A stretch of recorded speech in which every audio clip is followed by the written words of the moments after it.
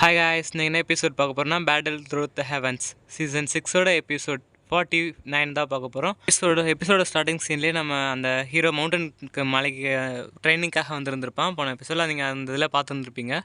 அந்த இதுலேருந்து இப்போ நம்ம ஹீரோ வந்து தன்னோட பவர்ஸை கல்டிவேஷன் பண்ணிகிட்ருக்கான். அது மூலமாக நம்ம ஹீரோவும் கொஞ்சம் கொஞ்சமாக உடம்பு ஃபுல்லாக அந்த மின்னலோட சக்திகள் எல்லாமே பாய ஆரம்பிக்குது. உடம்புல இருக்க எல்லா திசைகளுக்கும் தன்னோட அந்த மின்னல் சக்தி எல்லாமே நம்ம ஹீரோட உடம்புக்குள்ளே பாய ஆரம்பிக்குது. அதோட சக்தினால் நம்ம ஹீரோவும் கொஞ்சம் கொஞ்சமாக தன்னோட பவர்ஸை பயன்படுத்தி காற்றுல பறக்க ஆரம்பிக்கிறான். நம்ம ஹீரோட உடம்புக்குள்ளே ஃபுல்லாகவே தன்னோட அந்த மின்னலோட சக்திகள் ரொம்பவும் ஓவராக இதுவாக ஆரம்பிக்குது. நம்ம ஹீரோட பலம் ரொம்பவும் அதிகரிக்க ஆரம்பிக்குது. அதே நேரத்தில் நம்ம ஹீரோவுக்கு அந்த சுற்றி இருக்க எல்லா விதமான மின்னல்களும் இதுவானதுனால ரொம்பவும் பவர்ஃபுல்லாக இதுவாக ஃபீல் பண்ண ஆரம்பிக்கிறான் நம்ம ஹீரோவும். அந்த மின்னலோட சக்திகள் எல்லாத்தையுமே நம்ம ஹீரோவும் ஒரு வழியாக கண்ட்ரோல் பண்ணிடுறான். அந்த கதை கண்ட்ரோல் பண்ணிட்டு அந்த இடத்துல ஒரு பிளாஸ்டே ஆக ஆரம்பிக்குது. அது எப்படின்னா அதோட பவர் மூலமாக நம்ம தள்ளியிருக்க மாஸ்டரே அந்த அஃபெக்ட் பண்ணுற அளவுக்கு அவ்வளோ பவர்ஃபுல்லாக இருக்குது. நம்ம ஹீரோ ஒரு வழியாக அந்த பவர்ஸ் எல்லாத்தையும் அப்சர்வ் பண்ணி முடிச்சிடறான். அதோட அவன் மாஸ்டரும் சொல்ல ஆரம்பிக்கிறாரு, இப்போ உன்னோட கால்லையும் அது மட்டும் இல்லாமல் உன்னோட உடம்பு ஃபுல்லாகவே மின்னல்கள் சக்தி இப்போ இதுவாயிருக்கு. அது மூலமாக நீ உன்னோட ரெக்கையே வர வைக்காமல் ஈஸியாகவே காற்றுல பறக்க முடியும் அப்படின்னு சொல்லி அதோட பவர்ஸை பற்றி சொல்லிகிட்டு இருக்காரு. நம்ம ஹீரோவும் ஆமாம், என்னால் காற்றுல என்னோடய ரெக்கையை வர வைக்காமலே பறக்க முடியுது, என்னோடய உடம்புல மின்னலோட பவர்ஸ் இதுவாகிறத என்னால் ஃபீல் பண்ண முடியுது அப்படின்னு சொல்லி மாஸ்டர்கிட்ட சொல்லிகிட்டு இருக்கான். அதே நேரத்தில் மாஸ்டரும் சொல்ல ஆரம்பிக்கிறாரு, என்னென்னு பார்த்தீங்கன்னா, நீ ரொம்ப நேரத்துக்கு காற்றுல பறக்க நினைக்காத, பறந்தனா ரொம்ப பெரிய பிரச்சனையாயிடும் அப்படின்னு சொல்லிட்டு இருக்காரு. அவரும் எந்த நேரத்தில் சொன்னாரோ தெரில, நம்ம ஹீரோ வழி ரொம்ப நேரத்துக்கு பறக்க முடியாமல் அங்கேருந்து மேலே அந்த மலைக்கு உச்சியிலேருந்து கீழே பேலன்ஸ் பண்ண முடியாமல் ரொம்பவும் தடுமாடிக்கிட்டு அப்படியே கொஞ்சம் கொஞ்சமாக கீழேயும் விளையாட ஆரம்பிச்சிடுறான். ஏன்னா அவனால் ரொம்பவும் பேலன்ஸ் பண்ணி நிற்க முடியல. அவர் அப்போயே சொல்லியிருந்திருப்பாரு, உன்னால் பேலன்ஸ் பண்ண முடியாதுன்னு சொல்லிட்டு. அதை பார்த்து அவரும் சிரிச்சுக்கிட்டு இருக்காரு. அதோட அந்த சீன் எல்லாத்தையும் கட் பண்ணிட்டு ஒரு இடத்த தான் காட்டுறாங்க. அந்த இடத்துல ஒரு சின்னதாக ஒரு பறவை மாதிரி இருக்குது. அந்த பறவையும் அங்கே இருக்க தீனிகளை தின்னுட்டு இருக்குது. அதே நேரத்தில் என்ன ஆகுதுன்னு பார்த்தீங்கன்னா, பின்னாடியிலேருந்து ஒரு பாம்பும் ரொம்பவும் பெருசாக இருக்குது, பார்க்குறதுக்கே பிரம்மாண்டமாக இருக்குது. அந்த பாம்பும் கொஞ்சம் கொஞ்சமாக அங்கேருந்து அதாவது அந்த பறவையை பிடிக்கிறதுக்காக கொஞ்சம் கொஞ்சமாக நவுந்து பொறுமையாக சத்தமே இல்லாமல் வந்துக்கிட்டு இருக்குது. அந்த இடத்துல யாரோ வந்துட்டுருக்காங்கிறது அந்த பறவையும் கொஞ்சம் கொஞ்சமாக புரிஞ்சிக்க ஆரம்பிக்குது. அதே நேரத்தில் அங்கேருந்து சரி தப்பிச்சிடலாம் அப்படின்னு சொல்லிட்டு அந்த பறவையும் பறக்க ஆரம்பிக்குது. ஆனாலும் பறந்தாலும் விடாமல் அந்த ஸ்னேக் என்ன பண்ணுதுன்னு பார்த்தீங்கன்னா, வானத்தில் அதுவும் ஜம்ப் பண்ணி பறக்க ஆரம்பிக்குது. அதாவது அதுக்கும் ஆல்மோஸ்ட் பறக்கிற அளவுக்கு இது இருக்குது போல இருக்குது.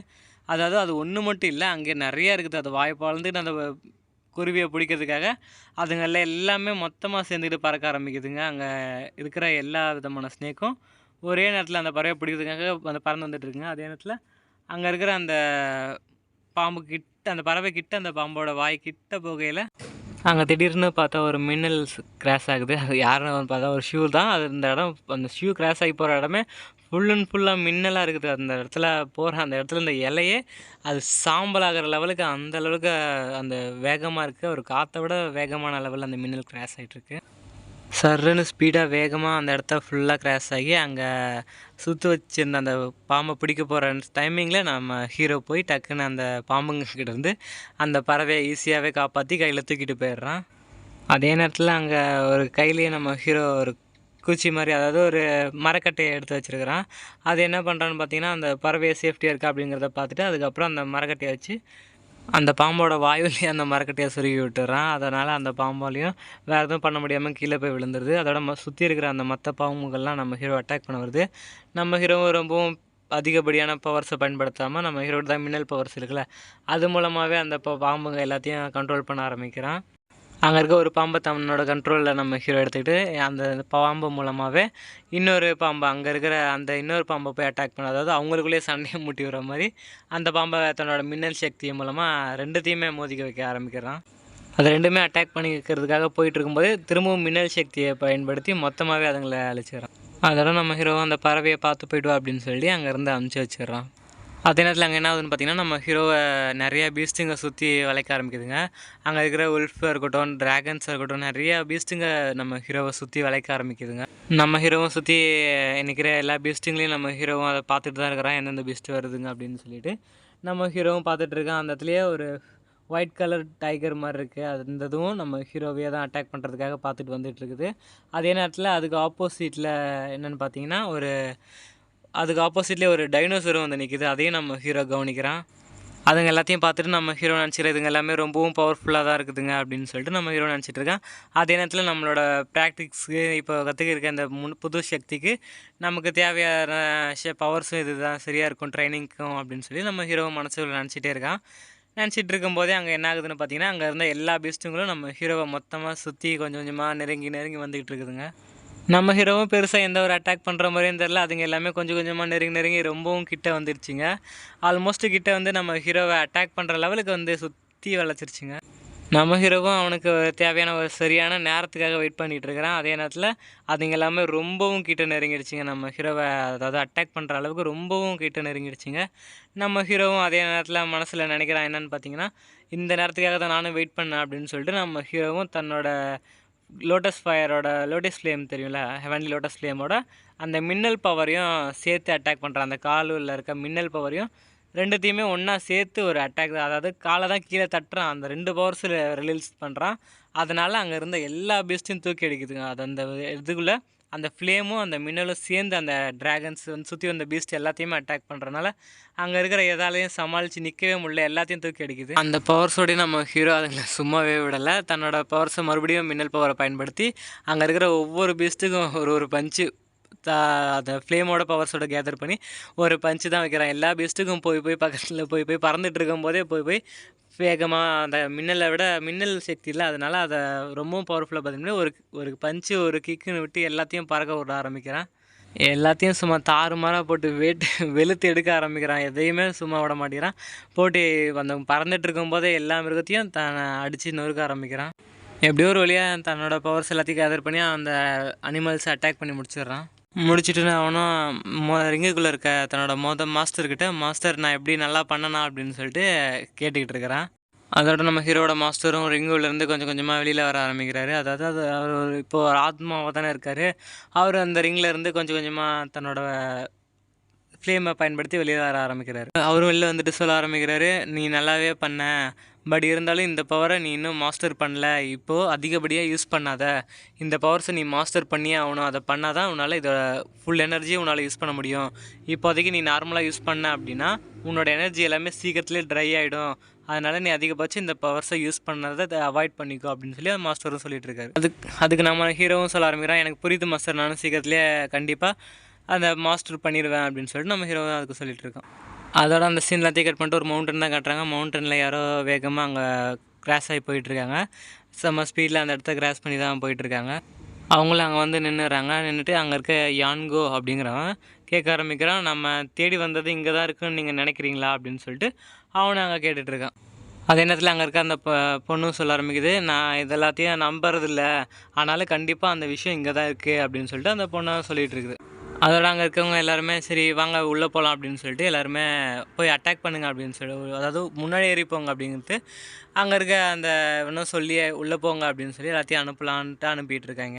அவங்க சொல்லிகிட்டு இருக்கும்போதே உள்ளேருந்து ஏதோ சத்தம் வருது. அது என்னென்னு அங்கேருந்து என்ன சத்தம் வருது அப்படின்னு சொல்லிட்டு தான் அங்கேயே தான் எல்லாருமே பார்த்துக்கிட்டு இருக்காங்க. அங்கே ஒரு மாதிரி ரொம்பவும் பயங்கரமான ஏதோ ஒரு பீஸ்ட் வர மாதிரி ஒரு சவுண்ட் வேவ் தான் வந்துகிட்டு இருக்குது. அதே நேரத்தில் அங்கேயே தான் எல்லாருமே பார்த்துட்டு இருக்காங்க. அந்த இடம் ஒரே இருட்டாக தான் இருக்குது. அங்கே என்ன ஆகுதுன்னு பார்த்தீங்கன்னா, அங்கே இருக்க இடம் எல்லாமே ஒரு மாதிரி அதிரவே ஆரம்பிக்குது அந்த பீஸ்ட் வர்றது. அந்த பீஸ்ட்டும் சும்மா நடந்து வர்றதுக்கே அந்த இடம் ஃபுல்லாகவே அதிர ஆரம்பிக்குது. அது இன்னும் என்ன பீஸ்ட்னே காட்டல. அது பார்க்குறதுக்கு ஆனால் ஒரு கொரில்லா மாதிரி தான் இருக்குது ஆல்மோஸ்ட் அதோட காலை பார்க்குறதுக்கே.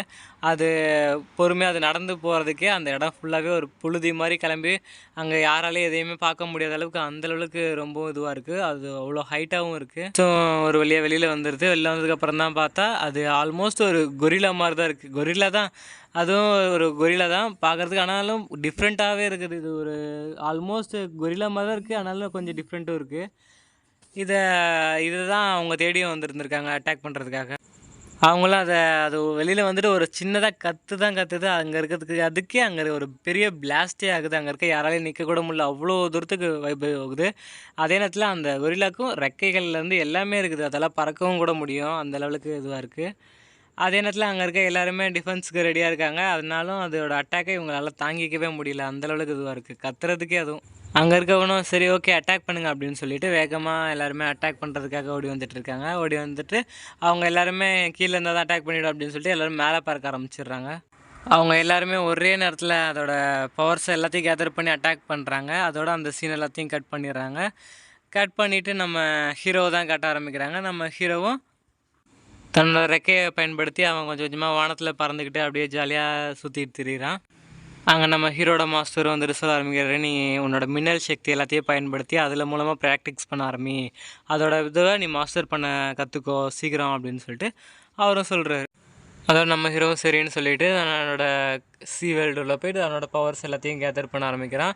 அது எல்லாமே ஒரு நல்லா வேறு லெவலில் பவர் கேதர் பண்ண ஆரம்பிக்கிறான். முழுசாக அப்சர்வ் பண்ண ஆரம்பிக்கிறான். அந்த மின்னல் பவர்ஸ் எல்லாத்தையுமே அவனோட பாடியை அப்சர்வ் பண்ணுற லெவலுக்கு மர்ஜ் பண்ணிக்கிறான் அவனோடைய சேர்த்து. அதோட நம்ம ஹீரோவும் கொஞ்சம் கொஞ்சமாக தன்னோட மின்னல் பவர்ஸ் எல்லாத்தையும் ரிலீஸ் பண்ண ஆரம்பிக்கிறான். அது மூலமாக என்ன ஆகுதுன்னு பார்த்தீங்கன்னா, நம்ம ஹீரோவும் கொஞ்சம் கொஞ்சமாக வானத்தில் பறக்க ஆரம்பிக்கிறான். அதாவது அவன் மின்னல் பவர்னாலே அவனுக்கு அதிகபட்ச வானத்தில் பறக்கிற பவர் கிடைக்க ஆரம்பிக்குது. அது மூலமாக நம்ம ஹீரோவும் கொஞ்சம் கொஞ்சமாக வானத்தில் பறக்க ஆரம்பிக்கிறான். அதாவது அந்த மின்னல் பவர் எல்லாத்தையும் யூஸ் பண்ண ஆரம்பிக்கிறான். அதே நேரத்தில் நம்ம ஹீரோவும் மின்னல் பவரையே தன்னோட ஜுவாடுலையும் அப்சர்வ் பண்ண ஆரம்பிக்கிறான். அந்த ஜுவாடும் அந்த மின்னல் பவர்ஸ் எல்லாத்தையும் அப்சர்வ் பண்ணிக்கிட்டு அதில் எப்போவுமே நம்ம ஹீரோ ஃப்ளேம் தான் கொடுப்பான். இந்த தடவை மின்னலோட பவர்ஸையே அதுல செலுத்த ஆரம்பிக்கிறான். அதுவும் கரெக்டானதில் இதுவாக ஆரம்பிக்குது. அதை ஒரு மின்னல் பால் மாதிரி ஜுவாடை இது பண்ணி மின்னல் பால் மாதிரி ரெடி பண்ணி அட்டாக் பண்ண ஆரம்பிக்கிறான். அவன் நினச்ச மாதிரி அதுவும் வேறு லெவலில் ஒரு பிளாஸ்டியே ஏற்படுத்துது. அந்த லெவலுக்கு அது செம்மையாக இது பண்ணிடுறான். நம்ம ஹீரோவும் பண்ணி முடிச்சிடுறான். அது மூலமாக நம்ம ஹீரோவோட உருவத்தையே அதில் வர வைக்க முடியுது. ஒரு மின்னலோட அது நம்ம ஹீரோ எப்படி நிற்கிறானோ அந்த போஸை அந்த மின்னல் மூலமாகவே வர வைக்க முடியுது. நம்ம ஹீரோ அதை நல்லாவே பண்ணுறான். ஆனாலும் சீக்கிரத்துலேயே அழிஞ்சிருது. அதை நம்ம ஹீரோ மாஸ்டர் பண்ணி முடிச்சிட்டான் அப்படின்னா அதை முழுசாகவே பண்ண ஆரம்பிச்சிடலாம் அப்படின்னு சொல்லிட்டு நம்ம மாஸ்டரும் தூரத்துலேருந்து சொல்லிகிட்டு இருக்காரு. அதனால் நம்ம ஹீரோ நல்லாவே ட்ரை பண்ணிகிட்ருக்கான். அங்கே இருக்கிற ஸ்டாச்சுலாம் ரொம்ப ஈஸியாகவே அவர் நம்ம ஹீரோவில் வர வைக்க முடியுது நல்லாவே. ஆனாலும் அது ரொம்ப நேரத்துக்கு நிற்க மாட்டேங்குது. ஆனாலும் நம்ம ஹீரோ நல்லா தான் பண்ணிகிட்ருக்கிறோம். அதோட கடைசியாக ஒரு வழியாக எப்படியோ ஒரு வழியாக நம்ம ஹீரோ நினச்ச மாதிரி அந்த மின்னல் பால், அதாவது அந்த பால் மாதிரி அதை ரெடி பண்ணி அதோட அட்டாக்கு சென்ட் பண்ணுறான். அதே நேரத்தில் அதுவும் வேறு லெவல் பர்ஃபெக்டாக வந்திருக்கு. அதே நேரத்தில் அங்கே போய் ஒரு பிளாஸ்ட்டு தான் அந்த இடத்த ஃபுல் அண்ட் ஃபுல்லாகவே சரியான ஒரு பிளாஸ்ட் ஆகுது. அந்த இடமே இதுவாக ஆரம்பிக்குது. அந்த இடத்துல இந்த ஒரு மரமே திடீர்னு காணாமலே போயிடுது. அந்த லெவலுக்கு அதோட பிளாஸ்ட் ஆக ஆரம்பிக்குது. அதோட நம்ம ஹீரோவும் அதை சக்ஸஸ் பண்ணி அதை மாஸ்டரும் பண்ணிடுறான். நம்ம ஹீரோட மாஸ்டரும் சொல்ல ஆரம்பிக்கிறார், பரவாயில்ல நீ நான் நினச்சதை விட சீக்கிரமாகவே பண்ணி முடிச்சிட்டேன், சூப்பர் தான் அப்படின்னு சொல்லிட்டு நம்ம ஹீரோவும் பாராட்டிட்டு ஹீரோட மாஸ்டரும் பாராட்டிட்டு இருக்கு. இன்னும் நீ இதை விட நல்லா ப்ராக்டிக்ஸ் எடுத்தனா இன்னும் ஃபாஸ்ட்டாகவே உன்னால் அந்த பால்ஸை ரெடி பண்ண முடியும். அது மூலமாக உன்னால் அட்டாக் ஸ்கில்ஸை நீயே ஒரு அட்டாக் ஸ்கில்லை புதுசாக ரெடி பண்ண முடியும் அப்படின்னு சொல்லி அவங்க மாஸ்டரும் சொல்லிட்டு இருக்காரு. ஓகே காய்ஸ், இதோட இந்த எபிசோட் முடிச்சிக்கலாம். நெக்ஸ்ட் எபிசோட் நாளைக்கு பார்த்துக்கலாம். By guys. வீடியோ பிடிச்சிங்கன்னா லைக் பண்ணுங்கள், கமெண்ட் பண்ணுங்கள், ஷேர் பண்ணுங்கள், மறக்காமல் சப்ஸ்கிரைப் பண்ணிட்டு போயிடுங்க காய்ஸ். பை.